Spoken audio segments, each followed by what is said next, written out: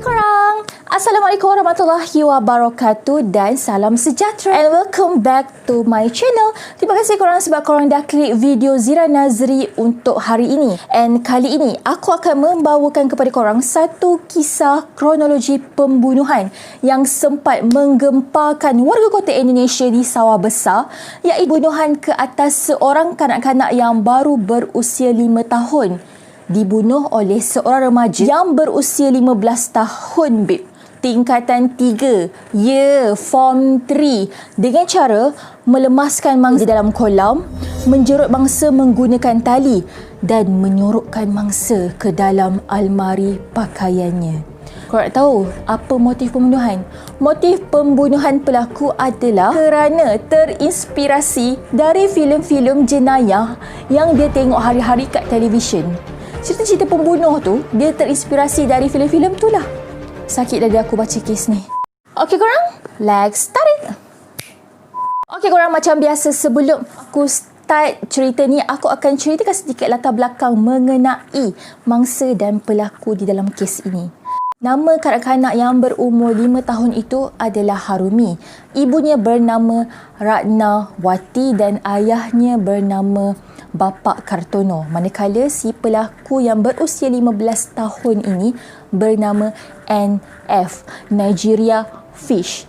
Untuk pengetahuan korang, diorang ni jiran sebelah rumah, babe. Dan ibu Ratnawati, ibu si Harumi ni, bekerja sebagai penghantar makanan dari rumah si ibu pelaku. Orang adalah jiran sebelah rumah, komunikasinya baik, silaturahimnya rapat, malah bekerja bersama-sama. Dia takkan sangka lah yang sebenarnya anak jiran dia yang bunuh anak dia. Okey korang, kisah ni macam ni. Pada waktu petang, si ibu Ratnawati ni tengah mandi dekat dalam bilik air. Datanglah si Harumi ni ketuk pintu dia. Tok tok tok. Ibu, Bu Indri cakap makanan dah siap. Ibu dah kena pergi hantar sekarang. Sabarlah kau nak. Ibu tengah mandi ni. Kau cakap kat Ibu Indri kejap lagi ibu hantar. Yelah bu, aku cakap kejap lagi ibu hantar ya. Aku pergi sambung main ya. Memang dah jadi kebiasaan si Harumi ni, setiap hari dia mesti akan bermain dekat rumah jiran dia. Yelah, budak kecil kan memang suka main. Dan lagi satu, NF tu ada adik yang sebaya si Harumi ni, sama-sama 5 tahun. So, memang setiap hari dia pergi main dekat rumah jiran dia lah. Okey, selepas ibu Ratna ni dah siap mandi, dah pakai baju cantik, dia pun nak ambil lah benda yang nak kena hantar kat rumah customer tu kan. Dia siap pesan dekat anak dia kat rumah jiran dia tu, "Nak, ibu pergi hantar makanan sekejap ya, kejap lagi ibu balik." "Yelah bu, hati-hati." Mungkinlah anak dia cakap macam tu kan. Dia pun pergi hantar makanan dekat rumah klien dia.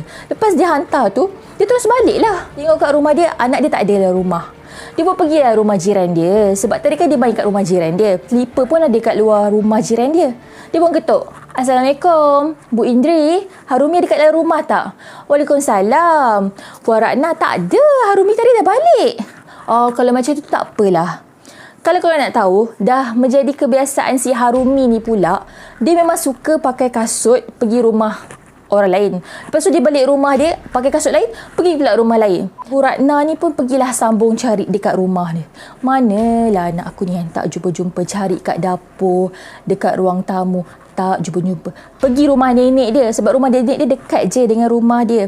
Pergi cari kat rumah nenek dia pun tak ada. Pergi cari dekat rumah kenalan yang terdekat pun tak ada. Baliklah Bapak Kartono ni daripada kerja, suami dia. Dia pun mengadulah kat suami dia. "Bang, anak kita hilang bang. Saya dah cari dah satu rumah tak jumpa." Awak ni, ya ke hilang? Awak dah cari dekat semua rumah kawan-kawan dia?" "Dah bang, tapi tak ada." "Okey, tak apalah macam tu, kita cari sama-sama." Diorang pun pergilah cari si Harumi ni. Dari petang sampai ke malam, membawa ke esok pagi. Tak jumpa-jumpa. Kisahnya macam ni. Time Ibu Ratnawati tu tengah buat penghantaran makanan, kan si Harumi ni tengah main kat rumah jiran dia kan, rumah si NF ni dekat tingkat bawah. Si NF ni duduk kat tingkat 2, kat dalam bilik dia kat tingkat 2. Si NF ni pun panggil si Harumi.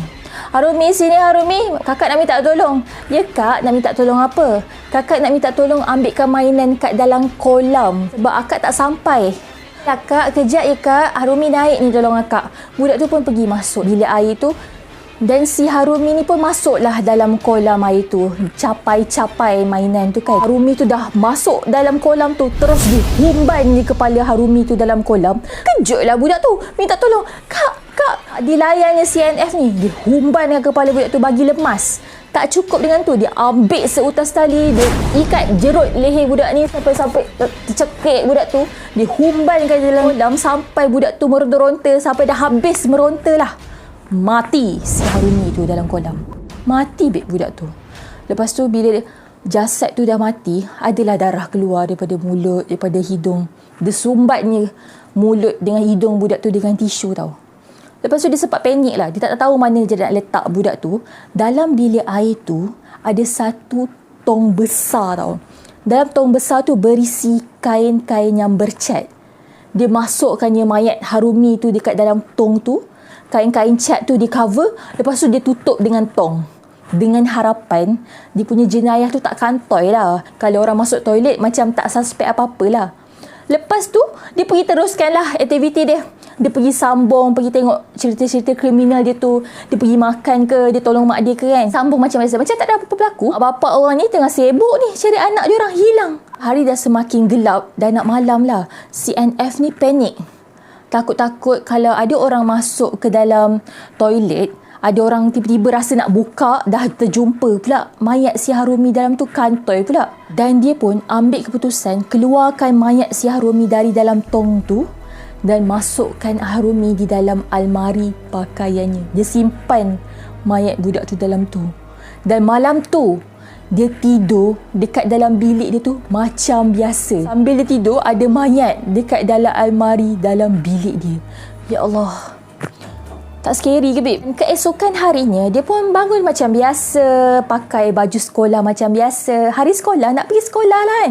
Pergi breakfast, salam mak bapak dia. Dia pun pergi jalan kaki, pergi sekolah. Dalam separuh perjalanan, dia pergi satu tempat yang tak ada orang. Dia tukar baju dia, pakai baju biasa. Mesti korang ingat dia nak lari kan? Tak, babe. Dia pergi balai polis terdekat. Dia nak laporkan jenayah yang dia buat petang semalam. Aku rasa dia mungkin dah panik, dia tak tahu nak buat apa. Dia pergilah ke balai polis terdekat tu. Assalamualaikum, Pak. Apa pula? Assalamualaikum, Tuan. Ya, Dek. Saya nak laporkan semalam saya dah bunuh jiran saya yang baru berusia 5 tahun. Kau ni, Dek.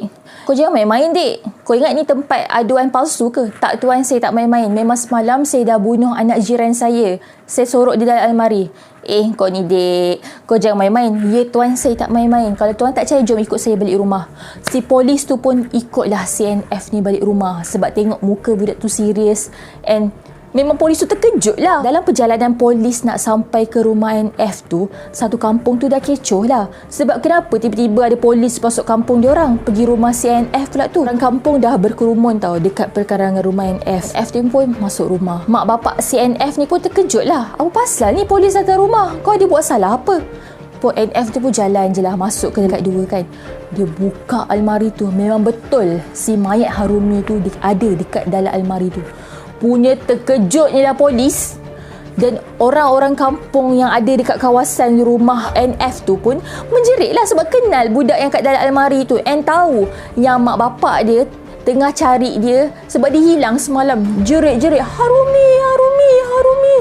Saya dengar sampai rumah jiran sebelah. So mak bapak Harumi ni, Bu Ratna dengan Pak Kartono ni pun ingat anak dia orang dah selamat ditemui lah. Dia pun pergilah rumah jiran ni. Anak aku, mana akak aku dah jumpa ke? Tak, bukan dah jumpa. Anak kau mati, ada dalam almari. Terkejut mak si Ratnawati ni, terpinga-pinga dia. Anak aku mati?